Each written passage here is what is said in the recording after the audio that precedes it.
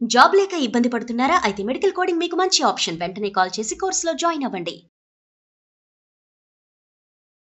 నమస్తే, welcome back to Suman TV. Present మనతో పాటు ఉన్నారు ఎనలిస్ట్ మందర కృష్ణారెడ్డి గారు. నమస్తే సార్. నమస్తే అమ్మా. సార్, ట్రంప్ అధికారంలోకి వచ్చాక ఇప్పటి వరకు మనం ఎన్నో వీడియోలు చేస్తున్నాము, ఎన్నో డెసిషన్స్ తీసుకుంటున్నారు, మళ్ళీ వాటిని రద్దు చేయడము, ఇంప్లిమెంట్ చేయడం చూస్తున్నాం. మన వాళ్ళే కాకుండా అక్కడ ఉన్నటువంటి సిటిజన్స్ కూడా చాలా ఇబ్బందులు పడుతున్నారు. ఇప్పుడు కొత్తగా ఏంటంటే జో బైడెన్ ఉన్నప్పుడు తీసుకున్నటువంటి గ్రీన్ కార్డ్ హోల్డర్స్ ఎవరైతే ఉంటారో వాళ్ళందరూ కూడా చిక్కుల్లో పడుతున్నారు. వాళ్ళందరూ కూడా వెనక్కి వెళ్ళిపోవాలి అని అంటున్నారు. అంటే గ్రీన్ కార్డ్ హోల్డర్స్ ఉన్నటువంటి వాళ్ళందరికీ కూడా ఎందుకు ఇబ్బందులు ఎదురవుతున్నాయి, వాళ్ళు కూడా ఎందుకు వెనక్కి వచ్చేసేయాలంటే దీనికి కారణాలు ఏంటి అంటే? ట్రంప్ రెండోసారి అధికారంలోకి వచ్చిన తర్వాత రెండు ప్రధానమైన విషయాల మీద ఎక్కువగా దృష్టి పెట్టారు. తను ఎన్నికల్లో ఇచ్చిన వాగ్దానం ప్రకారంగా అమెరికన్ ప్రజలకి ఫస్ట్ ప్రిఫరెన్స్ ఇస్తారు. అమెరికా ఫస్ట్, అమెరికన్ పీపుల్ కూడా ఫస్ట్ అన్నట్టుగా ఆయన, అంటే అమెరికాలో ఉన్న ప్రజలు నన్ను ఎన్నుకున్నారు, వాళ్లకు ఉద్యోగ ఉపాధి కల్పన జరగాలి, వాళ్ళు ఆర్థికంగా బాగా ఎదగాలి, వాళ్ళు సుఖవంతమైన జీవితం, సౌకర్యవంతమైన జీవితం వాళ్ళు పొందాలి.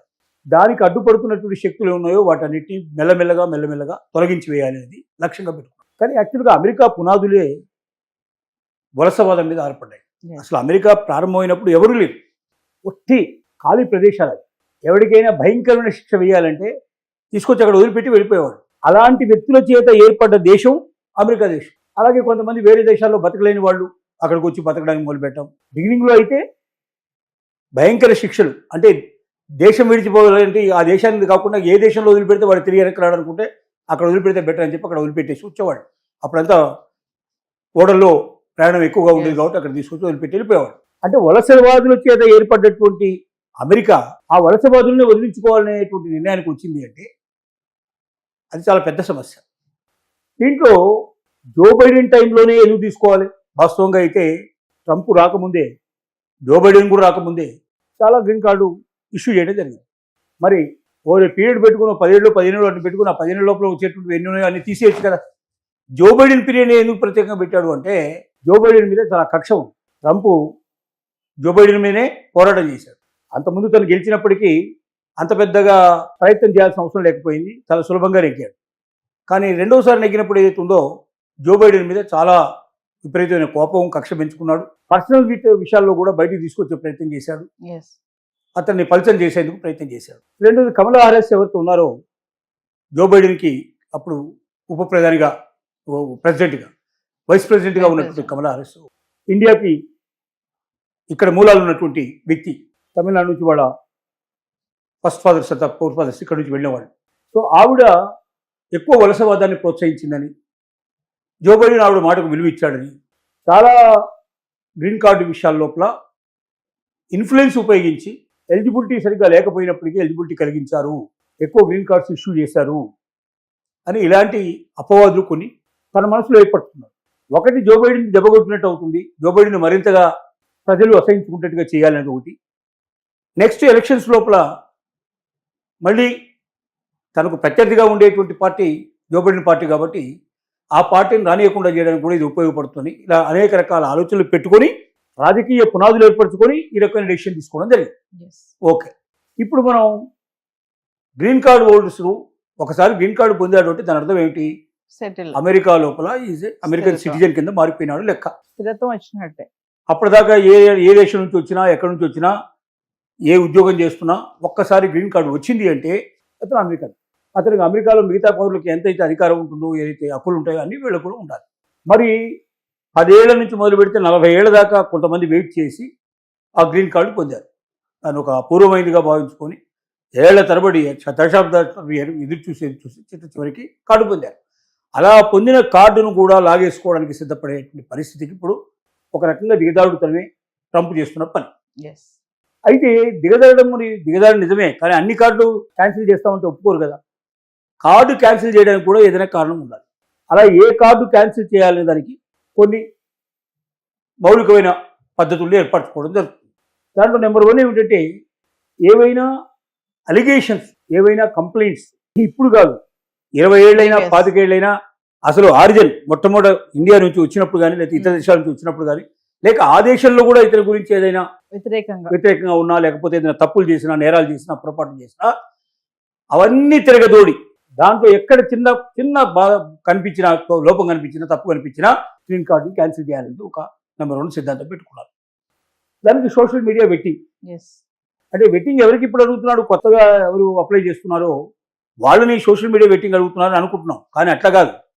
ఈ అనుమానం వచ్చిన వాళ్ళ సోషల్ మీడియా వెట్టింగ్ మొత్తం తీసుకో. అంటే వాళ్ళు ఎప్పుడో ఇండియాలో ఎప్పుడో ఉండిపోయినటువంటి వాళ్ళకి సంబంధించిన లేదా వేరే వాళ్ళ దేశంలో ఉండేటువంటి అక్కడ వాళ్ళు చేసినటువంటి ఇతరులతో చేసినటువంటి సంభాషణలు వ్యవహారాలు ఉన్నాయో వాటిని కూడా లెక్కలోకి తీసుకొని అక్కడెక్కడైనా సరే పొరపాటు తప్పులు దొరుకుతాయని కూడా వెతకడానికి అవకాశం కల్పించారు. అంటే సార్ ఇప్పుడు ఈ H1B ఎవరైతే H1B హోల్డర్స్ ఉన్నారో, వీసా హోల్డర్స్, వాళ్ళని వెనక్కి పంపడానికి గతంలో H1B ఫ్రాడ్ చేసిన వాళ్ళు, మనం ఇన్ఫ్లుయెన్సెస్ కొంతమంది గురించి మాట్లాడుకున్న వీడియోలు చేసాం మనం, ఇన్ఫ్లుయెన్సెస్ చేసినటువంటి పనులు, ఈ ప్రభావం కూడా దీనిపైన పడిందని అనుకోవచ్చు అంటారా? డెఫినెట్ గా ఇప్పుడు కారణం వెతికేవాడికి ఏ దొరికినా చాలు కదా. జెన్యూన్గా ఒకసారి గ్రీన్ కార్డు ఇచ్చేసావు, తప్పులు ఒప్పులే ఉంటే గతంలో జరిగిపోయినాయి, మనకు సంబంధం లేదు.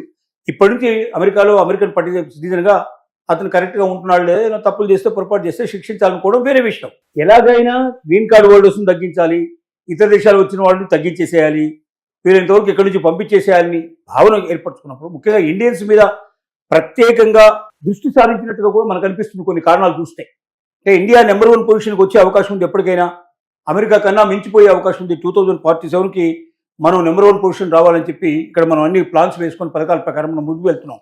ఈ సంగతి గ్రహించినట్టుండి అందుకే బహుశా ఒక రకంగా ట్రంప్ ఇండియన్స్ మీద ప్రత్యేకమైన దృష్టి సారించి వీళ్ళని పంపించాలని అనుకుంటున్నాడో అనిపిస్తుంది. కాబట్టి రకరకాల కారణాలు, ఇన్ఫ్లుయెన్సర్స్గా ఇక్కడ నుంచి ఇండియా నుంచి వచ్చిన వాళ్ళు కానీ ఇతర దేశాల నుంచి వచ్చిన వాళ్ళు కానీ తప్పులు చేశారు కాబట్టి ఆ తప్పుల్ని వీళ్ళ దగ్గర కూడా దొరికే అవకాశం ఉంటుంది. వీళ్ళు కూడా అలాంటి వాళ్ళే, వీళ్ళు కూడా ఆ దేశం నుంచి వచ్చారు అని వెతకమని ఈ రకంగా రకరకాల పద్ధతుల్లో వెతుకుదాట జరుగుతుంది.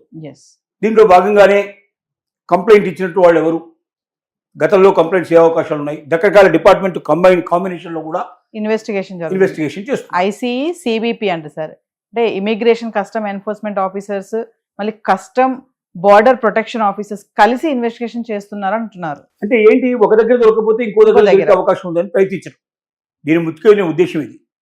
వీళ్ళని గ్రీన్ కార్డు వచ్చిన తర్వాత కూడా అంటే 30-40 ఏళ్ల తర్వాత కూడా కష్టాలకు కన్నీళ్లకు ఓర్చి ఎదురు చూసి చిట్ట చివరి గ్రీన్ కార్డు వచ్చిన సంతోషాన్ని కూడా నిలపకుండా ఎప్పుడో చేసిన గతంలో తప్పులను కూడా దీనికి ముఖ్యంగా బ్యాంక్ స్టేట్మెంట్లను ఎక్కువగా వీళ్ళు ఆసరా తీసుకుంటున్నారు. బ్యాంకులో ఇప్పుడు ఇండియా నుంచి బయలుదేరేటప్పుడు ఏం చేస్తారు, ఎవరి డబ్బులు తీసుకొచ్చి బ్యాంకులో వేసేసి డబ్బులు ఉన్నట్టుగా చూపించి ఆ స్టేట్మెంట్ వాళ్ళకి ఇస్తారు. అది కరెక్టా కాదని ఇప్పుడు చెక్ చేయమంటాడు. బ్యాకప్ కూడా 27-30 ఏళ్ల క్రితం ఎప్పుడో ఇచ్చినటువంటి బ్యాంక్ స్టేట్మెంట్లో డబ్బులు వెంటనే వెనక్కి ఇచ్చేసారా, ఆ డబ్బులు ఉన్నాయా, వాళ్ళ డబ్బులా లేకపోతే ఎవరి డబ్బులు తెచ్చారని వేశారా, ఇవన్నీ చెక్ చేయమంటాడు. ఇలా చేసుకుంటూ పోతే ఒక్క గ్రీన్ కార్డు హోల్డర్ కూడా అక్కడ మిగులుతాడు లేదని డౌటే. ఇలాంటి పరిస్థితులు ఇప్పుడు ఏర్పడ్డాయి. అంటే ఒకప్పుడు గ్రీన్ కార్డ్ అంటే సెటిల్ అయిపోయాం అక్కడ, అమెరికన్ సిటిజన్ అనుకునే వాళ్ళు, కానీ ఇప్పుడు ఆ గ్రీన్ కార్డ్ హోల్డర్స్ కి కూడా చెక్ పడిందని అనుకోవచ్చు అంటారు. ఎవ్వరికి అమెరికాలో ఇతర దేశానికి వెళ్ళి స్థిరపడ్డ ఏ వ్యక్తికి కూడా భద్రత లేదు. 100% మేము ఇక్కడే ఉంటాం, మా పిల్లలు ఇక్కడే పుట్టారు, వాళ్ళ జీవితాలు ఇక్కడే సెటిల్ అయిపోయినాయి, మేము కూడా ఇక్కడే సెటిల్ అవుతాం అని భావించే పరిస్థితి లేదు.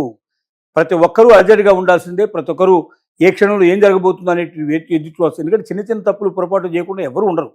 మనిషి అంటేనే తప్పులు చేస్తాడు. దాంతో ముఖ్యంగా అమెరికాకు వెళ్ళేవాళ్ళు తప్పులు చేసేవాళ్ళు 98%, 95% లేనిది క్రియేట్ చేసి పంపించిన వాళ్ళు. ఇక్కడ బాగా డబ్బున్న వాళ్ళు పంపించిన వాళ్ళు 2%, 5% ఉంటారు. మిగతా 95% మిడిల్ క్లాస్ వాళ్ళు వచ్చారు. ఈ మిడిల్ క్లాస్ వాళ్ళంతా ఏం చేశారు, బ్యాంకులో స్టేట్మెంట్ క్రియేట్ చేయడం కానీ, లేకపోతే ఇక్కడ ఏదో ఆస్తులు ఉన్నట్టుగా కొన్ని చూపించడం కానీ, తను ఆల్రెడీ ఇక్కడ సెటిల్ అయి ఉన్నాం, మేము మాకు అమెరికాలో ఉండాల్సిన అవసరం లేదు, ఊరికే చదువుకొని వచ్చేస్తాం అని అట్లా చెప్పి వచ్చిన వాళ్ళు ఎక్కువ మంది ఉన్నారు. అవన్నీ వాస్తవాలు కావని ఇప్పుడు తేల్చేసేసి సోషల్ మీడియా వెయిటింగ్ ద్వారా వాళ్ళు బయటకు పంపించే ప్రయత్నం చేయడం అంటే అమానుషమైన విషయం.